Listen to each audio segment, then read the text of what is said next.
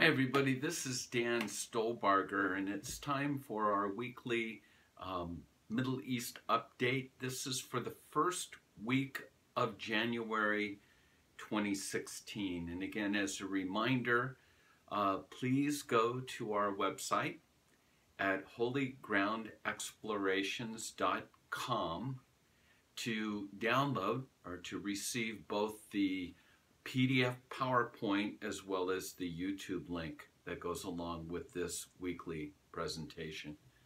Well, let's jump right in to what's going on in the Middle East, specifically Israel for this first week. These are the headlines. Report Hezbollah is adamant to avenge the death of the arch-terrorist. The decision to retaliate over Samir Kuntar's death, it's been made.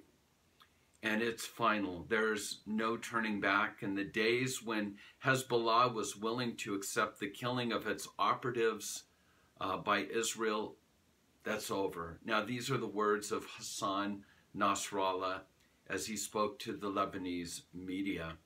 And so the question's going to be, what's going to take place? How much longer will it take? Will it happen in Israel? Will it happen outside of Israel? And then what will Israel's response be? So again, eyes and ears open. New sanctions regarding Iran delayed. The White House has delayed plans to slap new sanctions on Iran over its prohibited test firing of ballistic missiles. A U.S. news report said on Thursday for fear that such punishment could jeopardize the hard-won nuclear agreement with Tehran. Iran's comments will make missiles as long as the U.S. supports Israel. The Revolutionary Guards, the head of the Iranian Revolutionary Guards, hits back at the U.S.'s threats of sanctions over weapons tests, saying that the regime has so many missiles that they really just don't know where to put them. And so, again, the separation between ballistic and nuclear, the U.S. does not look good when we sort of rattle our saber and do nothing about it. Just truly a sign of weakness through the eyes of Muslims and Arabs. Joel Rosenberg's latest blog, just a couple comments. ISIS is plotting to slaughter thousands in 2016. And kind of in bid to bring about the huge final battle. And again, I encourage you to go to Joel's website. He's a great brother, and kind of track things, get more information from Joel. He comments that this whole thing with ISIS, part of the problem is that mainstream media just are so slow to understand the significance of Islamic eschatology. Again, back to Hezbollah. They attacked the IDF along the northern border, and again, it seems like it's an apparent revenge attack. They detonated explosive charges against the IDF forces operating on the Lebanese border. No Israelis were injured. The IDF did respond. Hezbollah has come out saying, you know what, we're not done. This isn't it. It's not even score at this particular time. I found this interesting, that the IDF haters received the traditional Arab welcome.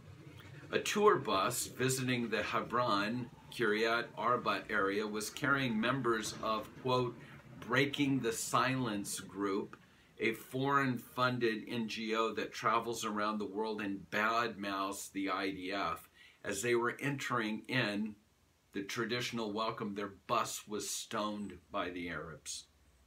And finally, in terms of just generic headlines, the Obama administration has decided to suspend its decision to impose new sanctions on the Islamic Republic in the wake of the stepped-up ballistic missile testings.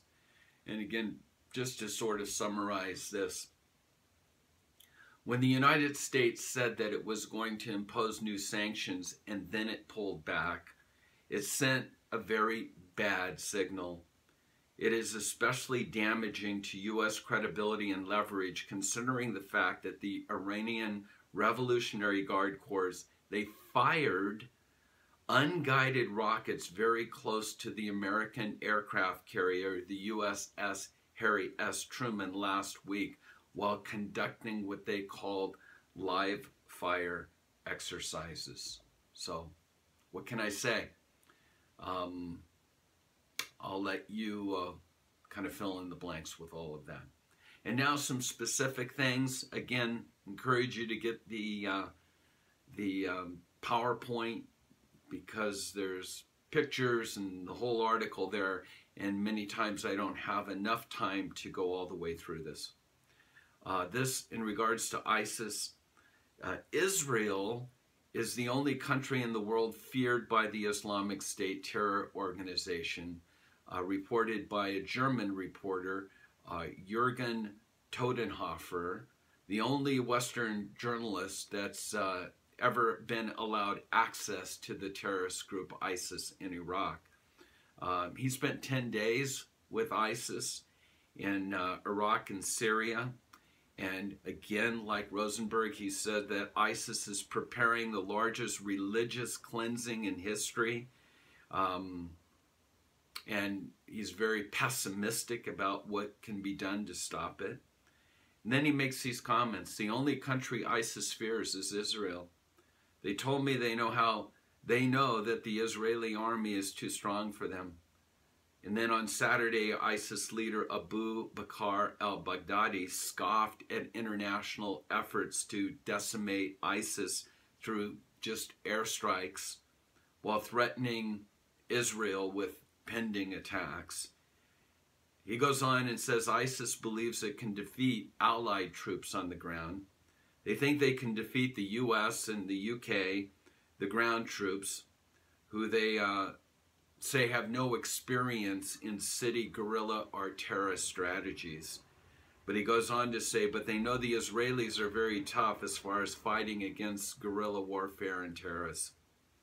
They're not scared of the British, they're not scared of the Americans, but they're scared of the Israelis. And they told me that the Israeli army is really the real danger. Netanyahu, report from Netanyahu in wake of the horrific Tel Aviv murder of 2 innocent civilians by an Arab Israeli. Netanyahu vowed to dramatically increase law enforcement in the Arab sector and called on its citizens to choose the path of peace and coexist. He urged all Arab members of the Knesset, MKs, to condemn the shooting. He goes on talking about a plan that he's formulating, but the bottom line is, he says, one will not be able to say, I am an Israeli in rights and a Palestinian in obligations. Whoever wants to be Israeli should be an Israeli in all ways, both in rights and obligations, and the first and highest obligation is to obey the law of the state. You know, this manhunt is still going on. Friend of ours, her son is right next door to this event that took place, and was sort of holed up in there for hours as they were searching the area in the manhunt. So it's kind of near and dear to our hearts. And again, this is in Tel Aviv, not Jerusalem, not Hebron, Tel Aviv. Well, back to the northern borders of Israel, a small but violent offshoot of the Islamic State has taken root just north of the Israeli-Syrian border and may be planning to carry out large-scale terrorist attack against Israel. This is released by the IDF. That was a warning given last Wednesday. The group Shuda al-Yarmouk, which the army believes is comprised of about 600 fighters, has taken up a position approximately 9.3 miles away from Israel with the within the Syrian Golan Heights. Think Mount Bental, think Mount Hermon. It's in that particular area. Despite the terrorist organization's relative small size, the Islamic State affiliated group possesses vast stores of weapons and poses as a legitimate threat to Israel.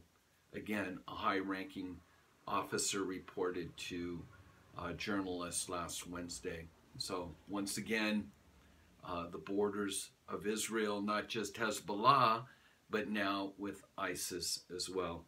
But with all of that in mind, I found it's important because, you know, when we talk about going to Israel, it's easy to, in a sense, because the world covers this, it's easy to talk about, well, you know, their borders, Hamas, rockets into Sderot, Hezbollah up north, and now we've got ISIS, we've got, what a mess. And then there's the stabbings and the car fadas and all of that, car rammings and all that sort of stuff. And it's almost as if you're sitting there thinking, who in their right mind would want to go to Israel? Well, we do know that it's skewed as far as the statistics go. A friend of mine that is on the police force in San Diego, when he was reading the reports, he said, you know, what's taken place in the streets of Israel over the last 3 or 4 months is what happens in one weekend here in San Diego. So we like to keep that in mind. And so I wanted to give you this information as well. This is just recently released. It's the IDF 2015 statistics.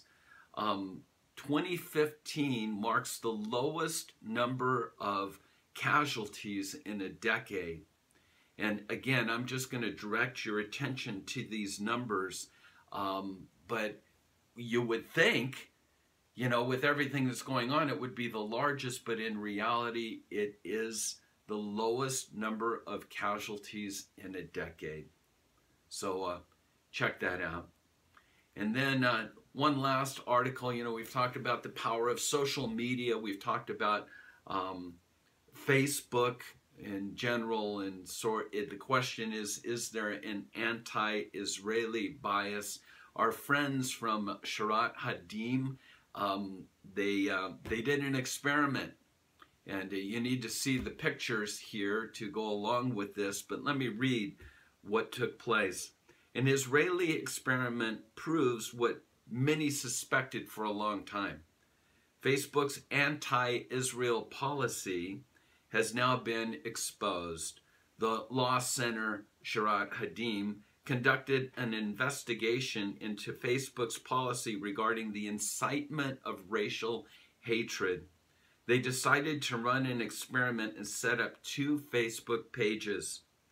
One, Stop Israelis, and the other, Stop Palestinians. You need to see the pictures. Both on the same day, they posted these, both inciting hatred. Both pages simultaneously posted equally vile posts spewing hatred, intolerance, and violence against, quote, the enemies. And after 2 days, the organization reported each page and asked Facebook to take them down. But guess which one Facebook considered to be violating its community standards and which one they didn't? That's right. They took down the Israelis and they left up the Palestinians. Unbelievable. Well, there's a picture here that you need to see. You know, many of our groups, we have what's called the the IDF, or Israel Relief Fund. When we travel to Israel with our groups, we always spend time on an IDF, that's the Israeli Defense Force bases. And we always look for ways to help and to bless.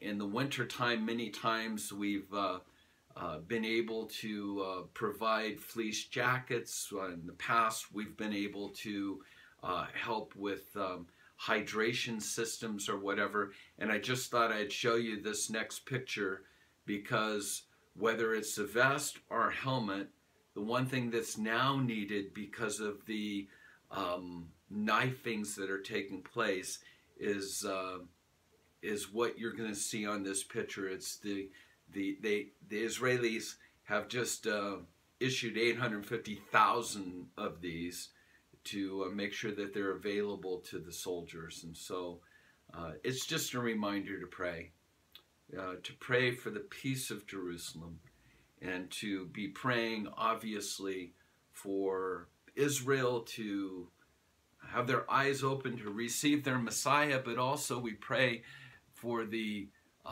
bondage of Islam to be broken. And we ask these things in the name of Yeshua, the Messiah.